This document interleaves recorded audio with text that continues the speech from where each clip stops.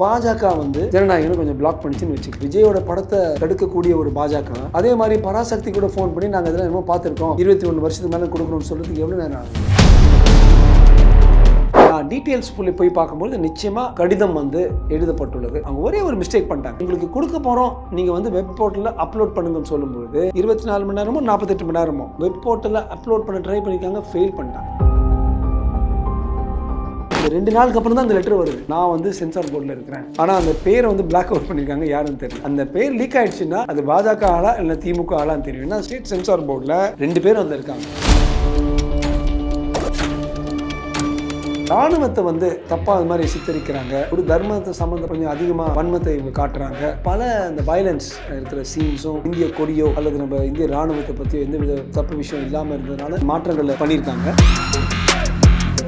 ஜனநாயகன் படம் எப்போதான் sir release ஆகும்?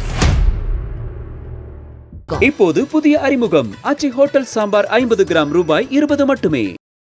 Don pictures வழங்கும் சிவகார்த்திகேயன் நடிப்பில் பராசக்தி உலகமெங்கும் வெற்றி நடை போடுகிறது. தங்கமயில் தை கொண்டாட்டம் சிறப்பு சலுகையாக தங்கம் கிராமிற்கு ரூபாய் 300 முதல் ரூபாய் 600 வரை தள்ளுபடி. இச்சலுகை பிப்ரவரி 1 வரை மட்டுமே. தங்கம் வாங்க தங்கமயிலுக்கு வாங்க. ரெட்னோல் தமிழ் நேயர்களுக்கு வணக்கம். இன்றைக்கு சிறப்பு நேர்காணல்ல நம்ம கூட டாக்டர் ராஜ்குமார் அவர்கள் இணைஞ்சிருக்காங்க.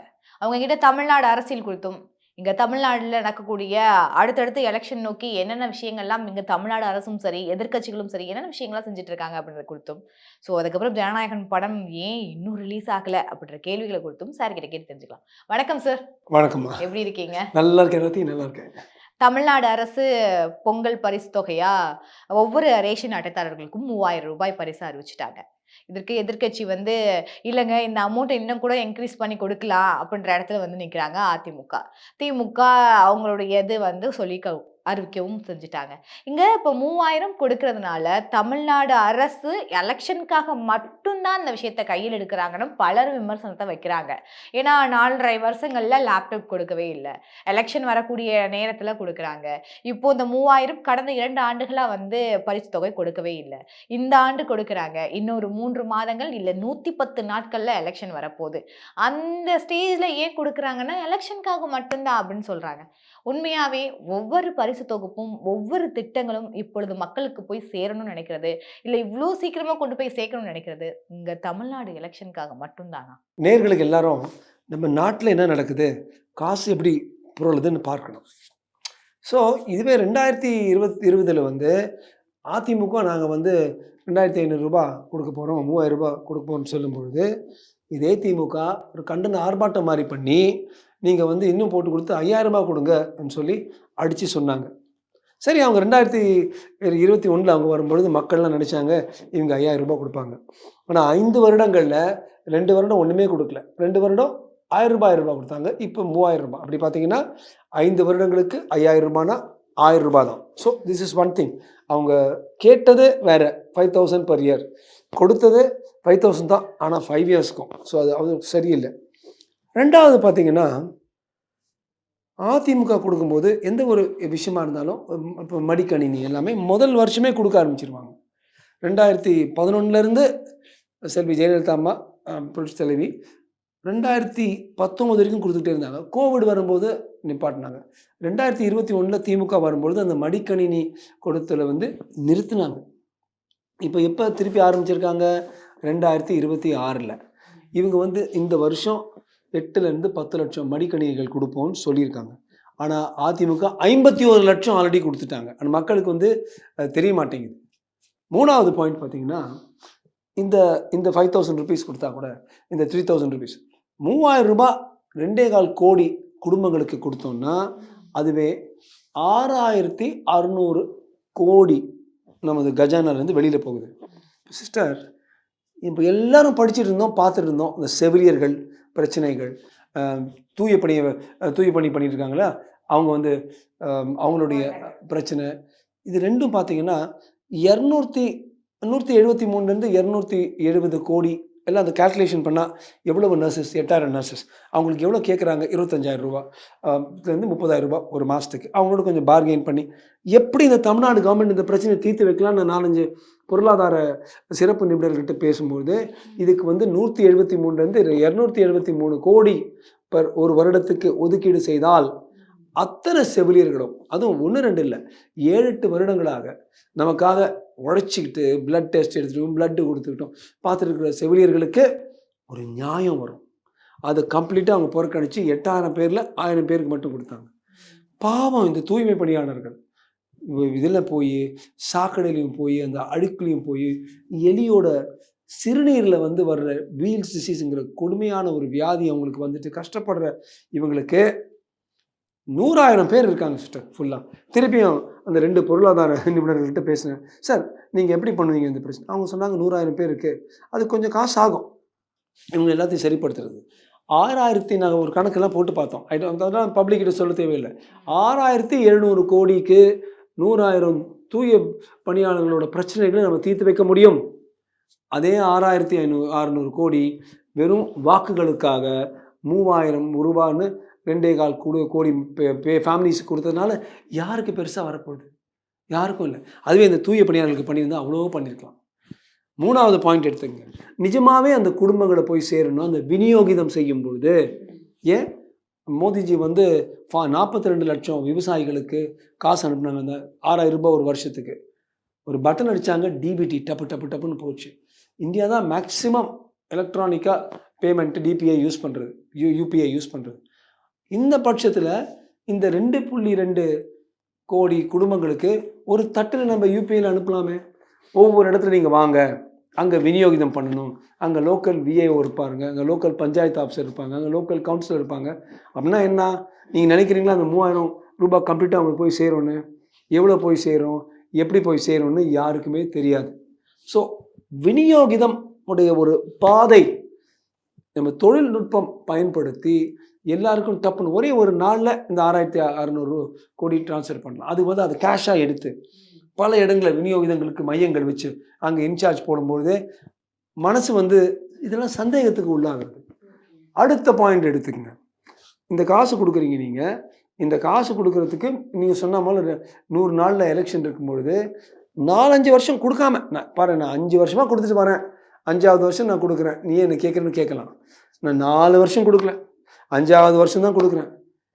அப்படியே 100 நாள் எலெக்ஷன் இருக்குப்பா, என்னமோ அது வந்து ஒரு தற்காலிகமாக என்னமோ நடந்துச்சு அப்படிப்பான்னு சொன்னால் யாருங்க நம்புவாங்க? என்னை பொறுத்த வரைக்கும் ரொம்ப டிப்பிக்கலாக, ரொம்ப கிளியர்லி இது வந்து ஒரு தேர்தலுக்காக செய்த ஒரு தேர்தல் வந்து குறிப்பார்த்து வச்ச ஒரு திட்டம்ங்கிறது. அதற்கு வந்து எதிர்வாதம் எதையும் சொல்ல முடியாது. என்ன சொல்ல முடியும்? ஒவ்வொரு வருஷம் கொடுத்துட்ருக்கோம், இப்போ கொடுக்க சொல்ல முடியுமா? நிறைய கஜனால் இருக்குன்னு சொல்ல முடியுமா? கடைசியாக ஒரு விஷயம், நம்ம பொருளாதாரத்தை பற்றி ஒரு ரேஷன் கார்டு ஒருத்தர் வச்சுருக்காங்க. அந்த ரேஷன் கார்டில் 5000 ரூபாய் கடந்த 5 வருஷம் உள்ளே வந்திருக்கு. இந்த 3000 வந்தால் கூட வச்சுக்கங்க, அது வந்து ரேஷன் கார்டில் காசாக தான் வந்திருக்கு.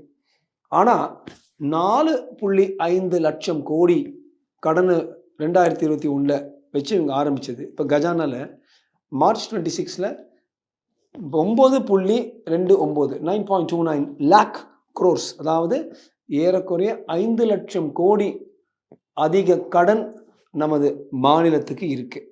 ஸோ ஏறக்குறைய நம்ம மாநில ஜனத்தொகையோடு நம்ம வகுத்து பார்த்தோம்னா ஒவ்வொருத்தருக்கும் ஒரு 5 லட்சம் ரூபாய் அவங்க ரேஷன் கார்டு மேலே உட்காந்துட்டு இருக்கு. ஸோ இல்லை, இது வந்து டேட்டா இல்லை அப்படின்ற மாதிரி ஒரு இடத்துல திமுகவுடைய ஸ்போக் பர்சனாக இருக்கக்கூடிய அஃபிஷியலில் வந்து பேசுகிறாங்க.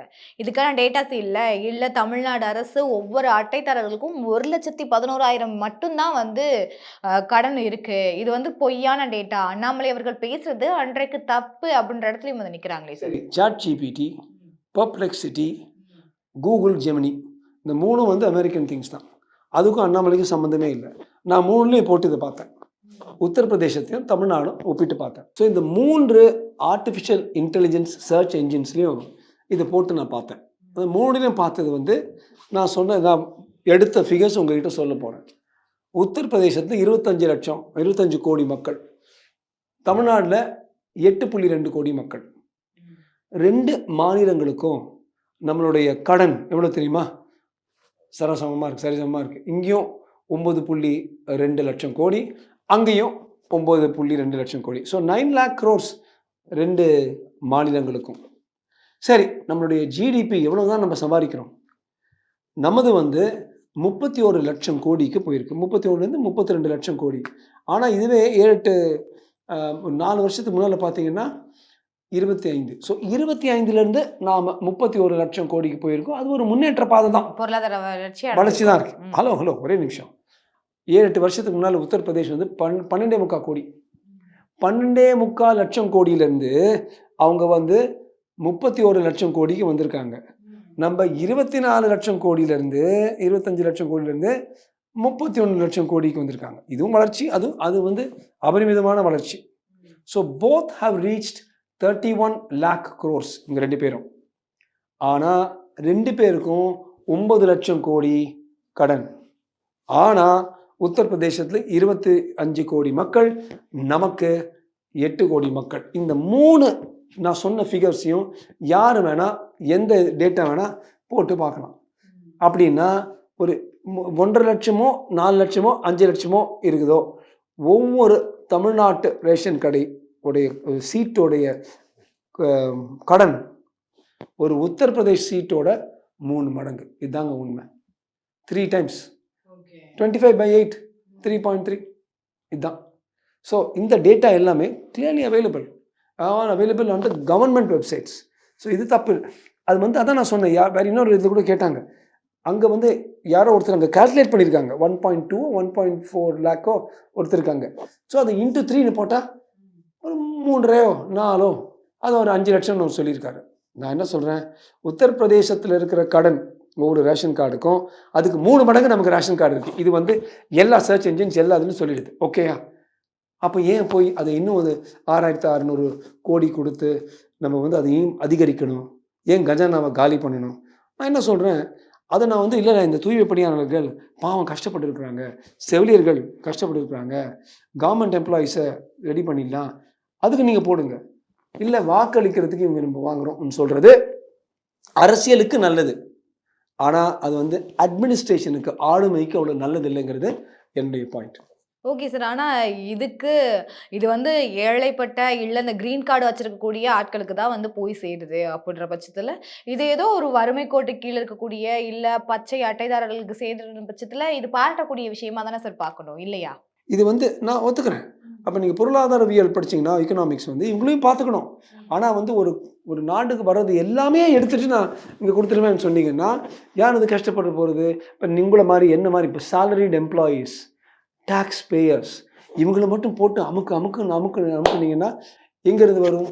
ஏனென்றால் இவங்களை பொறுத்த வரைக்கும் அந்த வெல்ஃபேர் ஸ்டேட் மாதிரி ரஷ்யா மாதிரி நடத்தி எல்லாமே ஒரு வறுமை கோட்டு கீழே இருக்கிறவங்களுக்கு கொடுக்கணும். நான் என்ன சொல்கிறேன், அப்படி வறுமை கோட்டு கீழே இருக்கிறவங்கன்னா டைரக்ட் பேங்க் ட்ரான்ஸ்ஃபர் பண்ணுங்கள் அவங்க அக்கௌண்ட்டுக்கு. ஏன் நீங்கள் உங்களுடைய கவுன்சிலர்ஸும் உங்களுடைய பஞ்சாயத்து ஹெட்ஸை வச்சு அவங்க மூலமாக கொடுக்க வைக்கிறீங்க? கேஷாக ட்ரா பண்ணி கொடுக்க வைக்கிறீங்க. கேஷ் வேண்டாம்லாம் யூபிஐ யூஸ் பண்ணுங்கள், யுனைடெட் பேமெண்ட் இன்டர்ஃபேஸ் எல்லாம் சொல்லிட்டு இருக்கும்போது தமிழ்நாடு அரசுக்கு எது கம்ஃபர்டபுளாக இருக்கோ அதை யூஸ் பண்ணுறாங்கன்னு கூட நம்ம எடுத்துக்கலாம் இல்லையா? கம்ஃபர்டபுளாக இருக்க வேண்டியது டிபிடி தானே. டிபிடி தான் ரொம்ப கம்ஃபர்டபிள். சரி, நீங்கள் சொல்கிறீங்க இல்லை அந்த 2 கோடியில் 1 கோடி அவங்களுக்கு தான் அக்கௌண்ட் இருக்குது. சரி, 1 கோடிக்கு பேங்க் இது பண்ணுங்களேன். ஏன் மாஸ்டர், விஏஓ, இந்த panchayat, DRO, all these people அவங்க எல்லாரோடைய டைம் அன்றைக்கி போய் அவங்க ஒரு 10 நாளோ 8 நாளோ 7 நாளோ உட்காந்துட்டு உன் பேர் என்ன வெரிஃபை பண்ணிகிட்டு இருக்கணும். அவங்க எதுக்கு யூஸ்வலாக வேலை செய்யணும்? உங்களுக்கும் எனக்கும் அல்லது நம்மளை விடுங்க, வேறு யாராவது ஒரு லேண்ட் ரெஜிஸ்டர் பண்ணணும்னா அவங்க போகும்போது இவங்க தான் அங்கே வேலை செஞ்சுட்டு இருக்கணும். அந்த கவர்மெண்ட் அலுவலகங்களில், மாநில அரசு அலுவலகங்களில் உட்கார வேண்டிய ஆட்களை நீ போய் அங்கேயே 7-8 நாள் உட்காரு, வர்றவங்களுக்கு வந்து அந்த சீட்டு கிழித்து கொடுன்னு சொன்னால் பின்ன தொழில்நுட்பத்துக்கு என்ன பிரயோஜனம்? அட்லீஸ்ட் அந்த 2 கோடியில் 1 கோடி நீங்கள் டிபிடி அனுப்புங்க. அப்போ இவங்க 10 நாளுக்கு வந்து இவங்க 4 நாள் வேலை செய்வாங்க, மற்ற 4 நாள் இவங்க ரெஜிஸ்ட்ரார் ஆஃபீஸுக்கு வருவாங்க. நாம் அந்த ரெஜிஸ்ட்ரார் ஆஃபீஸுக்கு போய் ஒரு வேலைக்கு பண்ணால் அவங்க அங்கே இருக்கணும். இதுதான் அப்படி தான் அந்த எஃபிஷியன்சி வந்து ஒரு சிஸ்டமில் ஸ்ப்ரெட் பண்ணும். அது வந்து ஒரு டிஸ்ட்ரிபியூஷன் சேனல் நான் வந்து கொஸ்டின் பண்ணுறேன். ஆனால் அது தவிர கடைசி பாயிண்ட் வந்து எந்த ஒரு கார்ல் மார்க்ஸ் அந்த டைமில் எழுதியிருக்காரு டாஸ் காபிட்டால்னு ஒரு புக்கில், எந்த ஒரு சர்க்காரும் அதோட ஆளுமையில் எந்த பகுதியும் வெல்ஃபேர் நலத்திட்டம் எடுத்துகிட்டு போகும்பொழுது அந்த நாடுடைய டெவலப்மெண்ட், அந்த நாடுடைய க்ரோத் நிச்சயமாக அடிப்படும். இதை எடுத்து அதுக்கு பதிலாக நான் வந்து டிரான்ஸ்போர்ட் பண்ணுறேன், அதுக்கு பதிலாக நான் வந்து ரோடை க்ளீன் பண்ணுறவங்களோ அல்லது சுவரேஜை க்ளீன் பண்ணுறவங்களோ தூய்மை பணியாளருக்கு நான் கொடுக்குறேன். இது வந்து இன்ஃப்ராஸ்ட்ரக்சர். இது வந்து வெறும் ஓட்டு. இந்த 3000 ரூபாய் அப்படியே போயிடும். அதுவே அந்த 6700 கோடி சேர்த்து இவ்வளோ பெரிய நம்ம ஒரு டெவலப்மெண்ட் இந்த நாட்டுக்கு பண்ணலாம், சமுதாயத்துக்கு பண்ணலாம்னு பண்ணியிருந்தா அதோட இம்பேக்ட், எக்கனாமிக் இம்பேக்ட் எவ்வளவோ இருந்திருக்கும். அதாவது இதுவரைக்கும் நீங்க இந்த 3000 பரிசு தொகை, இந்த தமிழ்நாடு அரசு பத்தின இல்ல தேர்தல் பத்தின ஒரு விஷயங்களை பேசியாச்சு. இப்பொழுது ஜனநாயகன் படத்தை பத்தி இந்த பக்கம் வரலாம். ரைட். ஏன்னா ஜனநாயகன் படம் 500 கோடி செலவு பண்ணியிருக்கோம். 5000 ஸ்க்ரீனுக்கான டிக்கெட்ஸ் வந்து விற்கப்பட்டிருக்கு. அதுக்கப்புறம் இதில் பல கலைஞர்களும் இன்வால்வ் ஆகி ஒர்க் பண்ணியிருக்காங்க. இதில் ஒரு 200 கோடிக்கு மேலே விஜய் அவர்கள் தன்னுடைய சம்பளமாக பெற்றிருக்காரு. இந்த இடத்துல ஜனவரி 9ஆம் தேதி ஜனநாயகன் படம் ரிலீஸ் ஆகும்னு சொல்லப்பட்ட நேரத்தில் இல்லைங்க, அந்த படம் ரிலீஸ் ஆகுறது சென்சாருக்கு போயிருக்கு. சென்சாரில் UA சர்டிஃபிகேட் கொடுக்கப்படும் சொன்ன நிலையில் அதெல்லாம் இல்லை, நாங்கள் மறுபடியும் பார்க்கணும், 21க்கு தான் மறுபடியும் உங்களுக்கு வந்து இது ஆகுது அப்படின்னு சொல்லி ஒரு பக்கம் ஜனநாயகன் படம் நிறுத்தி வைக்கப்பட்டாலும் கூட நேற்றைக்கு பராசக்தின்ற படம் வந்து இன்பநிதி அவர்களுடைய தயாரிப்புல நேற்றைக்கு UA சர்டிஃபிகேட் வாங்கி இங்க பராசக்தி இன்றைக்கு தியேட்டருக்கும் வர ஆரம்பிச்சிருச்சு. இந்த ஜனநாயகன் படம் நிறுத்தி வைக்கப்பட்டதுக்கு பாஜக அரசு தான் காரணம். இது சென்சார் போர்டு மட்டும் இல்ல, பாஜக அரசு விஜய் அவர்களுக்கு ஒரு நெருக்கடி கொடுக்கறதுக்காக மட்டும்தான் அந்த வேலைகளை பாக்குறாங்கன்னு சொல்றாங்களே, அதை எப்படி பாக்குறது, அதை எப்படி எடுத்துக்கிறது? ஸோ ஐ திங்க் இன்னும் ஒரு ரெண்டு மாதங்களுக்குள்ள ஆக்சுவலாக நிதர்சன உண்மை வெளிவரும். அது வரைக்கும் ஓரளவுக்கு நம்ம யூகிக்கலாம், படித்ததையும் பார்த்ததும் கேட்டதையும் சொல்லலாம். நான் உனக்கு சொல்கிறேன், பாஜக வந்து பராசக்தியை கொஞ்சம் இது ஜனநாயகனை கொஞ்சம் பிளாக் பண்ணிச்சுன்னு வச்சுக்கலாம். ஏங்க அவ்வளோ ஒரு விஜயோட படத்தை தடுக்கக்கூடிய ஒரு பாஜக அதே மாதிரி பராசக்தி கூட ஃபோன் பண்ணி நாங்கள் இதெல்லாம் என்னமோ பார்த்துருக்கோம், 21 வருஷத்துக்கு மேலே கொடுக்குறோம்னு சொல்கிறதுக்கு எவ்வளோ நேரம் ஆகுங்க? ஏன்னா செலக்டிவ் அம்னீசியா, மக்களுக்கு மறந்துடுறாங்க. ஒரு படம் பாஜகவை பொறுத்த வரைக்கும் 2 பேரும் எதிரிங்கன்னு வச்சுக்கலாம். விஜய் வந்து வாய் விட்டு கதறாரு, கொள்கை எதிரி எனக்கு பாஜக, அரசியல் எதிரி திமுக. திமுக பாஜக வேறு எந்த மாநிலமும் செய்யாத ஒரு செயல், கோபேக் மோடின்னு உலகமே போற்றக்கூடிய ஒரு பிரதமர் என்ன இருந்தாலும் அவர் போய் நீ கோபேக்குன்னு சொன்ன ஒரே மாநிலம் தமிழ்நாடு. அதில் ஒரே பார்ட்டி வந்து கட்சி வந்து திமுக. அப்போ இவங்களை விட்டுட்டு பாஜக நிறைய வலைதளம் பார்த்தே மோடி அவரை போட்டார். மோடி வந்து விஜய் வந்து போடுறவர். அப்போ வந்து திமுகவும் போட்டு 2 பேரையும் பிளாக் பண்ணிட்டோம்ப்பா, 2 சரிசமப்பா, நீங்கள் 2 பேரும் சண்டை போட்டுடுறீங்க, குரங்கும் பூனையும் பண்ண மாதிரி, உனக்கும் இல்லை உனக்குள்ள 2 பேரும் வெயிட் பண்ணுவான்னு சொல்லியிருக்கலாம். ஒருத்தருக்கு மட்டும் சார்பியம் தெரிவித்து ஒருத்தருக்கு வந்து ஒரு மாதிரி அவங்களுக்கு எதிர்ப்பு தெரிவிக்கிற ஒரு பார்ட்டி வந்து அது வந்து சரியான அரசியலே இல்லை. ஏன்னா ஆபீஸாக தெரியும். நம்பர் 1. நம்பர் 2, நான் டீட்டெயில்ஸ் போய் பார்க்கும்போது நிச்சயமாக ஒரு கடிதம் வந்து எழுதப்பட்டுள்ளது. நான் வந்து இந்த KVN ப்ரொடக்ஷன்ஸோ என்னமா இருக்காங்க விஜய் ஜனநாயகன், அவங்க ஒரே ஒரு மிஸ்டேக் பண்ணிட்டாங்க. இது மாதிரி உங்களுக்கு கொடுக்க போகிறோம், நீங்கள் வந்து வெப் போர்ட்டலில் அப்லோட் பண்ணுங்கன்னு சொல்லும்போது 48 மணி நேரம் 24 மணி நேரமோ 48 மணி நேரமோ அந்த அவங்க வெப் போர்ட்டலில் அப்லோட் பண்ண ட்ரை பண்ணியிருக்காங்க, ஃபெயில் பண்ணிட்டாங்க.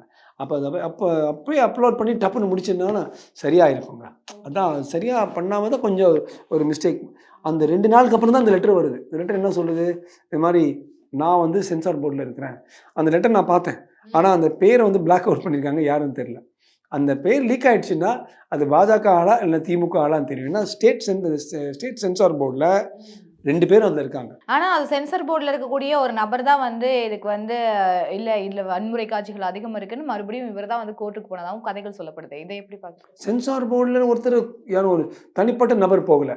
ஆனால் நான் பார்த்தேன் அந்த மாதிரி பல வன்முறைகள் இருக்குது. நமது வந்து இராணுவத்தை வந்து தப்பாக அது மாதிரி சித்தரிக்கிறாங்க. இராணுவத்தை சம்மந்தப்பட்ட ஒரு தர்மத்தை சம்மந்தப்பட்டு கொஞ்சம் அதிகமாக வன்மத்தை இவங்க காட்டுறாங்கன்னு சொல்லியிருந்துச்சு. இதெல்லாம் பார்த்தாங்க. ஆனால் அவர் பேர் பிளாக் அவுட் பண்ணிச்சு. ஸோ இதை வந்து மீண்டும் இதை வந்து கொஞ்சம் ஒரு வாட்டி ஆய்வு செய்ய வேண்டி வரும்னு அவர் எழுதியிருந்தார். அது தவிர நீங்கள் சொன்னா போல் பல இந்த வயலன்ஸ் இருக்கிற சீன்ஸும் நமது இந்திய கொடியோ அல்லது நம்ம இந்திய இராணுவத்தை பற்றியோ எந்தவித ஒரு தப்பு விஷயம் இல்லாமல் இருந்ததுனால இல்லாத மாதிரி அவங்க அந்த மாற்றங்களை பண்ணியிருக்காங்க. பட் இவர் யார், என்னங்க 2-3 மாதத்துக்கு ஒரு வாட்டி யார் இந்த சார்னு வந்துட்டுருக்கு. இந்த சார் யாருன்னு நம்ம கண்டுபிடிச்சாதான் நம்ம வந்து அது யார் பிளாக் பண்ணாங்க, எதுக்காக பிளாக் பண்ணாங்கன்னு கேட்கலாம். ஆனால் நான் இந்த ஜட்ஜை நான் ரொம்ப பாராட்டுறேங்க. அவங்க சொல்லியிருக்காங்க ஆர்டிகிள் 226A கிளியராக சொல்லியிருக்காங்க. 226A சொல்லி 226Aங்கிறது முக்கியமானது. அதாவது நமது அரசியல் சாசனத்தில் அடிப்படை உரிமைகள்னு ஒரு பகுதி இருக்குது. Fundamental rights as promised by Dr. Ambedkar's Constitution of India. அந்த ஃபண்டமெண்டல் ரைட்ஸை ப்ரொடெக்ட் பண்ணுறதுக்காக, அடிப்படை உரிமைகளுக்கு அதுக்காக காப்பதற்காக எந்த ஒரு நீதிபதியும் தானாகவே எடுத்து ஒரு சில விஷயங்கள் பண்ணலாம். ரிட் மேண்டமஸ், ஹீபியஸ் கார்பஸ் அந்த மாதிரி 4 அதில் கொண்டு வந்திருக்காங்க. அதாவது அவங்க சொல்கிறாங்க, பாரு, அவங்களுடைய அடிப்படை உரிமைகளை வந்து பாதிக்கிற மாதிரி நீங்கள் எந்த செயலும் செய்யக்கூடாது, நீங்கள் தான் ஒரு வாட்டி சொல்லிட்டீங்களே, யூஏ சொல்லிட்டீங்களே, கொடுங்கன்னு சொல்லி அந்த ஜட்ஜு அந்த அளவுக்கு இவங்களை சொல்லியிருந்தாங்க. இப்போ அந்த ஜட்ஜை ரொம்ப பாராட்டணும். ஏன்னா ஒரு நீதியரசர் வந்து ஒரு ஒழுங்காக பார்த்துட்டு இப்படி சொல்லி ஒரு பக்கம், அதான் நான் சொன்னேன், சமன் செய்து சீர்தூக்கும் கோல் போல் ஒரு பால் கோடாமை சான்றோர் கனி போல் அவங்க பண்ணியிருக்காங்க. இதனால தான் அவங்க பண்ணி நீங்கள் ரிலீஸ் பண்ணணும்னு சொல்லியிருக்காங்க. இந்த உச்ச நீதிமன்றம்க்கு போகிறது சென்சார் போர்டு, அதுக்கு மட்டும் எனக்கு அவ்வளோ பெரிய எனக்கு உடன்பாடு இல்லைங்க. ஏன் சார் உங்களுக்கு உடன்பாடு இல்லை? ஏனென்றால் எல்லாத்துக்கும் உச்ச நீதிமன்றத்துக்கு போட்டால் ஆல்ரெடி கோடிக்கணக்கான கேசஸ் இருக்குது. நான் வந்து திருப்பரங்குன்றத்தில் வந்து நம்ம அறநிலைத்துறை வந்து உச்சநீதிமன்றம் போகிறதே தப்புன்னு நான் அடித்து சொன்னேன். அதே போல் சென்சார் போர்டு கூட இது மாதிரி விஷயங்களை ஒரு விஷயத்தை ஒரு அளவுக்கு போய் அது விட்டுறதே பெட்டர், தவிர நாங்கள் உச்சநீதிமன்றம் வரைக்கும் எடுத்துகிட்டு போகிறோன்னு சொல்லி இருக்கிறது அவ்வளவு நல்லா இல்லைங்கிறது என்னுடைய ஒரு தனிப்பட்ட ஒரு மனிதன்கிற முறையில் என்னுடைய கணக்கு. பட் என்ன நடக்குதுன்னு பார்ப்போம். ஓகே சார், இப்போ ஜனநாயகன் படம் எப்போ தான் சார் ரிலீஸ் ஆகும்? ஸோ அது வந்து அந்த அர்ஜென்ட் மேட்டர்ஸ் சொல்கிறது கொண்டு வந்தால் கூட 1 வாரம் அல்லது 10 நாள் என்ன ஆகும்னா, அந்த 1 வாரத்துக்குள்ளே வந்துச்சுன்னா அந்த பொங்கல் அப்போ வருதா இல்லையாங்கிறது தான். இப்போ கரெக்டாக 1 வாரம் இருக்குது பொங்கலுக்கு. ஆனால் எனக்கு என்னால் நம்ப முடியல. நிறைய பேர் திருப்பி என்கிட்ட எழுதுனாங்க, பாஜக பண்ணுறாங்க. பாஜகங்கிறது உலகத்திலே ரொம்ப பெரிய கட்சிங்க. 18 மாநிலங்கள் அவங்க ஜோபிக்குள்ளே இருக்குது. 12 கோடி உறுப்பினர்கள் இருக்குது இந்த கட்சியில். ஒரு அசுர வளர்ச்சி உள்ள ஒரு கட்சி. அவங்களுடைய உலகத்தில் ரொம்ப பணக்கார கட்சி. 60,000 70,000 கோடி உள்ள கட்சி. அந்த கட்சி போய் குறிப்பிட்ட ஒரு நபரை அவருடைய படத்தை ரிலீஸுக்கு எவ்வளோ 500 கோடியிலேருந்து ஒரு 500 கோடியோ 1000 கோடியோ அவங்க பண்ணலாம். சரி, விஜயோட படம் கடைசி படம்னு 1500 கோடி பண்ணுதா? அவங்களுக்கு ஜூஜுபிங்க அது. அவங்களுடைய அக்கௌண்ட்டே அவங்க 60,000-70,000 ரூபா கோடி வச்சுருக்காங்க, எல்லாருமே தெரிஞ்சு. It's nothing for them. இதுக்காக போய் அவங்க ஒரு பெரிய விஷயம் பண்ணுவாங்கன்னு என்னால் நினைக்க முடியல.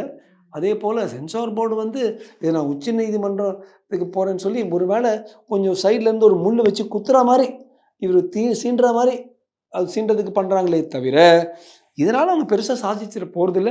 பாஜக மறைமுகமாக விஜய் அவர்களை கூட்டணி கூப்பிடுறதுக்காக மட்டும்தான் அந்த விஷயங்களை போய் கையில் எடுக்கிறாங்களோ? Could be. அது வந்து என்னால் டேட்டா எனக்கு தெரியாது. ஆனால் நிச்சயமாக விஜய் வந்து இது எனக்கு தெரியும். விஜயும் என்டிஏ கூட்டணியில் வந்தான்னா இப்போ என்னை போல் ஒரு எம்எல்ஏ சீட் கிடைக்குமான்னு நினைக்கிற பலருக்கு எங்களுக்கு அடி வாங்குவோம் பிஜேபியில். ஏன்னா பாஜகவுக்கு குறைஞ்ச அளவு தான் இருக்கும், அதிமுக என்டிஏல பரவாயில்லை. ஆனால் அந்த கூட்டணி வந்து ரொம்ப வந்து வலிமையாயிடும். ஆனால் விஜய் அவர்களை யார் முதல்வர் வேட்பாளராக ஏற்றுக்கிறாங்களோ அவங்க கூட தான் கூட்டணிக்கு போவேன்னு சொல்லியிருக்காரு. அதான் அவர் வந்து கடைசி நிமிஷத்தில் ஒரு துணை முதல்வர். அதுவே நீங்கள் பார்த்தீங்கன்னா யாருமே இந்திய வரலாறுல, தமிழ்நாட்டு வரலாறுல முதல் வாட்டி நின்று டப்புன்னு துணை முதல்வராக ஸ்ட்ரெயிட்டாக போனதே இல்லை. அதுவே ஒரு பெரிய சாதனையாக இருக்கும். ப்ளஸ் இப்படி நின்று ஜெயிச்சு அடுத்த வாட்டி இன்னும் கொஞ்சம் மேலே வர்றதுக்கு அவர் யோசிக்கலாமே, அப்படி கூட பண்ணலாம். அல்லது பவன் கல்யாண்லாம் பண்ணால் போல் தனியாக நின்று ஒரு சீட் கூட வாங்காமல் கஷ்டப்பட்டு பவன் கல்யாண் வந்தார். அது வந்து எப்படி தான் அவர் சஸ்டெயின் பண்ணாரோ, பயங்கரமாக சஸ்டெயின் பண்ணார். அது வந்து அவ்வளோ சுலபமான விஷயம் இல்லைங்க. அவர் பண்ணார். விஜய் அது மாதிரி அந்த ரூட் எடுப்பாரா இல்லையாங்கிறத நான் பார்க்கணும். ஓகே சார், இவ்வளவு நேரங்கள் உங்களுடைய டைமை ஸ்பெண்ட் பண்ணி எங்களுக்காக வந்து பல விஷயங்களை பேசியிருக்கீங்க. இதே போல் அடுத்தடுத்து பல இன்டர்வியூஸில் அவங்க கூட பேசணும் விரும்புகிறோம். நன்றிகள் சார். நன்றி ராத்தி, நேர்களுக்கும் நன்றி, வணக்கம். இப்போது புதிய அறிமுகம் ஆச்சி ஹோட்டல் சாம்பார் 50 கிராம் ரூபாய் 20 மட்டுமே. டான் பிக்சர்ஸ் வழங்கும் சிவகார்த்திகேயன் நடிப்பில் பராசக்தி உலகமெங்கும் வெற்றி நடை போடுகிறது. தங்கமயில் தை கொண்டாட்டம் சிறப்பு சலுகையாக தங்கம் கிராமிற்கு ரூபாய் 300 முதல் ரூபாய் 600 வரை தள்ளுபடி. இச்சலுகை பிப்ரவரி 1 வரை மட்டுமே. தங்கம் வாங்க, தங்கமயிலுக்கு வாங்க.